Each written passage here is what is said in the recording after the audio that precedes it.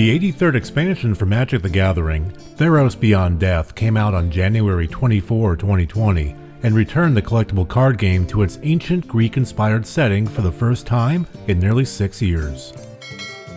As such, it made use of many of the mythological tropes found in the original Theros block, such as magnificent monsters, heroes, and gods. So when we said, okay, we're going back to Theros, we knew a couple things.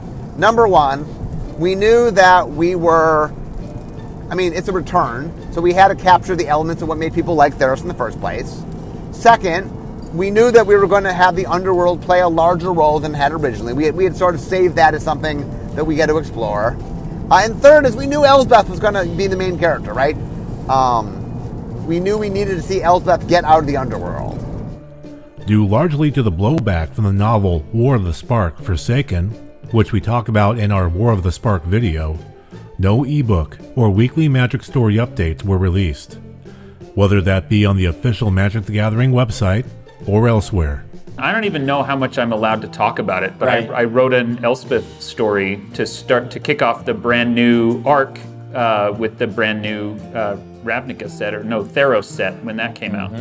And it remains unpublished for some other separate things behind the scenes. It's really good. I want you all to read it sometime. It's so good. Some of the story was told in the cards though, and in the time since, Wizards of the Coast has filled in the blanks here and there to round out much of the story of Theros Beyond Death. And it's through sources like these that we bring you this story summary. Centuries ago, before the gods of Theros rose to power, the plane was ruled by the Titans, horrific manifestations of primal urges brought to life. They roamed the mortal realm, leaving death and destruction in their wake. The mortals, powerless against the Titans, turned to prayer and faith. It's through these unbridled shows of devotion that Theros' gods were born. Imbued by seemingly limitless power through the faith of their worshippers, the gods sealed the Titans away in the underworld, with one of the gods, Vorthos, the god of fate, volunteering to act as the Titans' personal jailer. For all of eternity, she would stand watch over the Titans as they lived out their sentence in Theros' land of the dead. And while the underworld was ultimately ruled by Erebos, it was Vorthos who acted as its lock and key. And so it was that the gods ruled Theros completely. Completely, that is, until Xenagos, a satyr with illusions of grandeur, would challenge their rule by ascending to godhood on his own. Heliod, god of the sun and de facto ruler of Theros' pantheon, sent his champion, the planeswalker Elspeth, to destroy this newfound god. And while she succeeded, the mere fact that this ascension happened at all shook Heliod to the core. After all, if the people shifted their devotion away from him and towards his champion instead, then she might be able to take his place on the pantheon. This simply would not do. Fearful, he struck Elspeth down during her moment of triumph and cast her into Erebos' underworld, where she would be forgotten. Elspeth was dead. Dead, but not forgotten after all. It so happens that there was another planeswalker lurking around in Erebos' realm.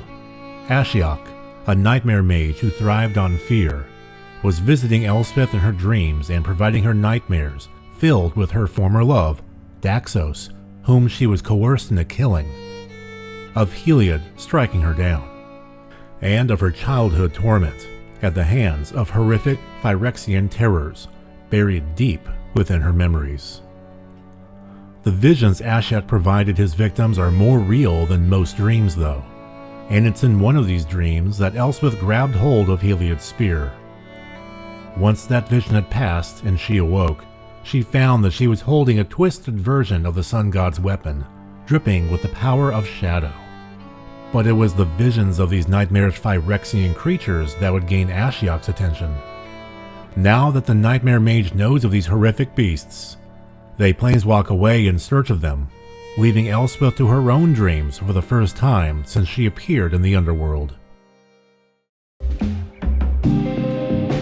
Meanwhile, Back in the realm of mortals, Heliod contemplated how fragile a god's existence can be, determined not to allow anyone to take his place on the pantheon, be it mortal or another of the gods.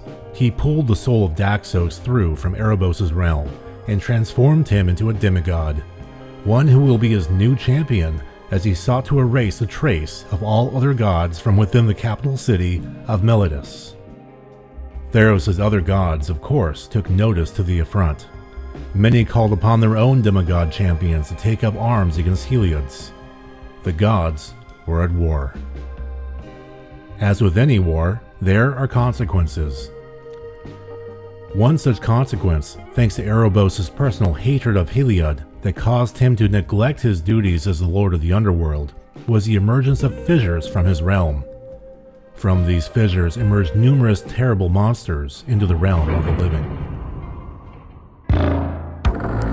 In the Underworld, Elspeth hears word of these fissures.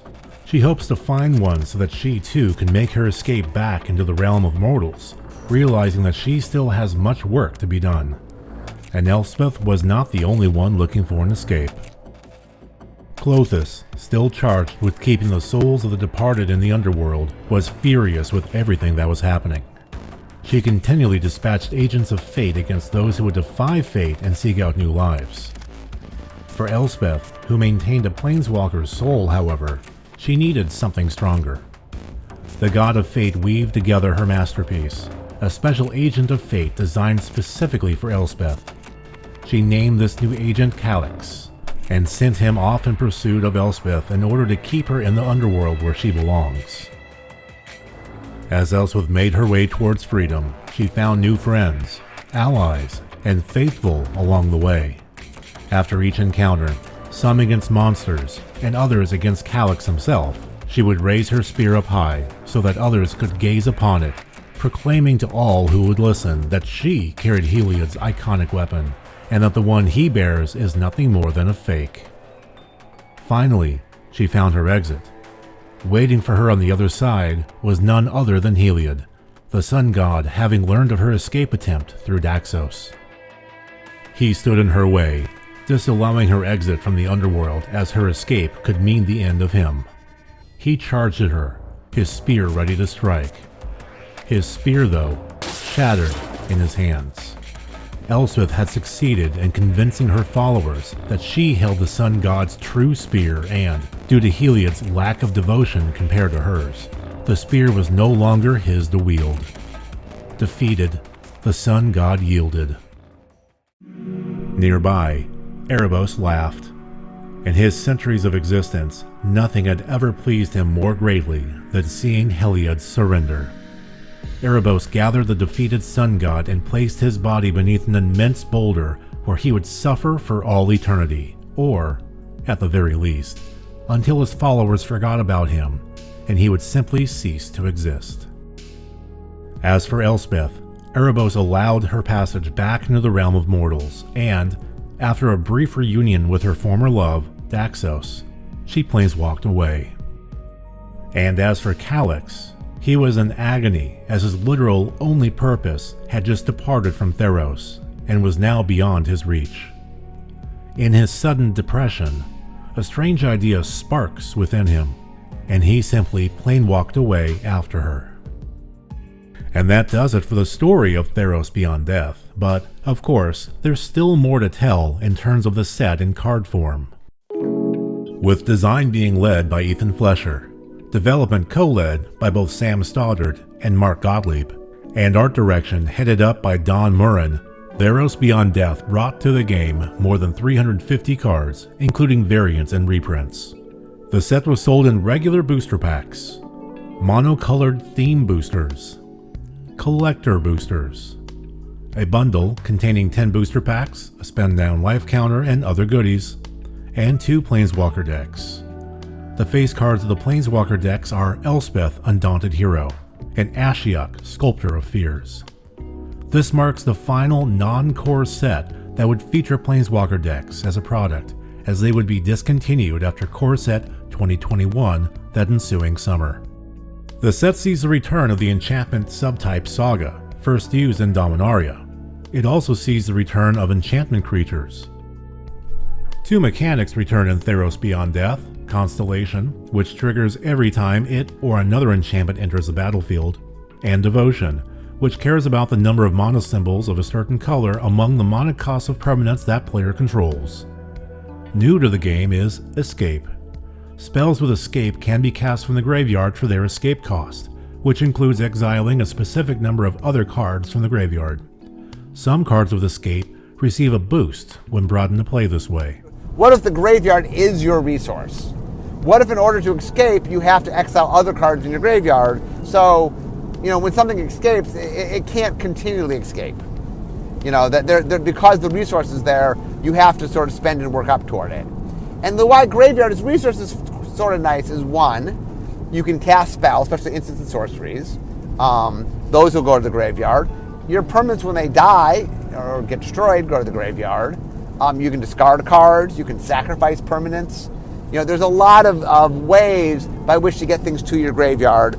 You can mill cards as well. There's a lot of ways you can get stuff to your graveyard. And so the more they played around with it, the more they realized it. And not only it turns out that not only did Escape work on permanents, it also worked on, from a gameplay standpoint, it worked on instants and sorcerers as well. In terms of cycles, Theros Beyond Death features a dozen. Perhaps most notable among them are Gods, 5 mythic rare legendary enchantment creatures, each with both a static ability and an activated ability.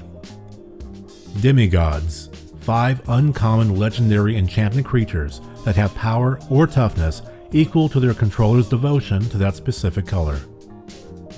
Interventions, 5 enchantments at uncommon that have flash and an enters the battlefield ability. They can also be sacrificed to scry 2. And Temples, which are reprints of the allied colored scry lands that were introduced in the original Theros block. In terms of individual cards of note, Theros Beyond Death has a handful despite the set not being considered to be all that great overall by players. These cards include Dryad of the Elysian Grove, which is a key inclusion in the powerful Amulet Titan deck in Modern. Gallia of the Endless Dance, a fan-favorite card that is most noteworthy for its fun artwork done by the talented Johannes Voss. Now, who's excited for some bananas? Grey Merchant of Asphodel, a reprint from the original Theros set that is a fan favorite and can be a win condition thanks to its devotion enter the battlefield ability. Heliod, Suncrowned, one of Theros' gods. Caring about life gain, it helps buff your creatures with +1/+1 counters whenever your life total increases. Kroxa, Titan of Death's Hunger, a 6/6 for only 2 mana, a red and a black, but must be sacrificed unless it was brought into play via Escape. It's considered a rather powerful card in Rakdos combo and sacrifice decks. Nyx Lotus, an artifact that makes mana equal to your devotion to a color. It sees play in Commander. Nyx Bloom Ancient, a 5/5 for 7 mana, 4 generic +3 green, that has trample and, more importantly, triples the amount of mana your mana-producing permanents create. Shadow Spear, Elspeth's new weapon of choice, lore-wise. It's a very capable 1-drop artifact that not only buffs the equipped creature, but can also remove hexproof and indestructible from your opponents. Thassa, Deep Dwelling, another of Theros' god creatures. It plays well into enter the battlefield combos. Underworld Breach, an enchantment that gives all non-land cards in its controller's graveyard escape, with the escape cost being the card's mana cost plus the exiling of 3 other cards from your graveyard. Due to its potential for enabling nearly unbreakable combos, the card was banned in March of 2020 in Legacy, and in August of that year, it also received a ban in Pioneer. In March 2025, it became banned in Modern as well. Uro, Titan of Nature's Wrath, another highly undercosted creature with Escape that has proven to be a powerful card in the right decks. The card was powerful enough that it was banned in Standard in September of 2020, as its life gain buffer, ramp payoff, and anti-mid-range capabilities made it more difficult to deal with. In February 2021, the card received bans in Modern, Pioneer, and the MTG Arena format Historic. In terms of promotional cards, pre-release participants each received the customary date stamp foil rare or mythic rare.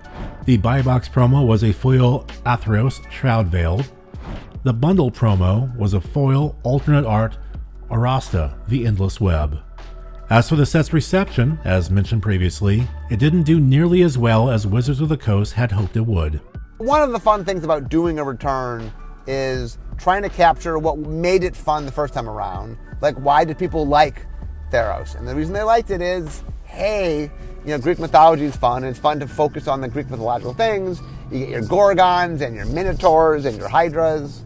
The one thing I will point out is, because we had taken Theros and Born of the Gods and Journey into Nyx and condensed it down into a single set that also had new elements, we could not do everything. Like, one of the things that people I know got frustrated by was, my favorite thing was Minotaur Tribal. My favorite thing was Valianin. And there's a lot of things we did do in the original one that some people really did enjoy. But one of the harsh things about coming back, especially going from a block to a single set, is you have to kind of concentrate. And we had to find the things that were the most popular. And yes, there were fans of Minotaur Tribal, just less fans of Minotaur Tribal than things like Enchantment Matters or Devotion and stuff. So what are your thoughts on Theros Beyond Death? Let us know what you think about it in the comments section. Please remember to click on those like and subscribe buttons, and feel free to toss a buck in our tip jar on Patreon to support more videos just like this one. Thank you for watching.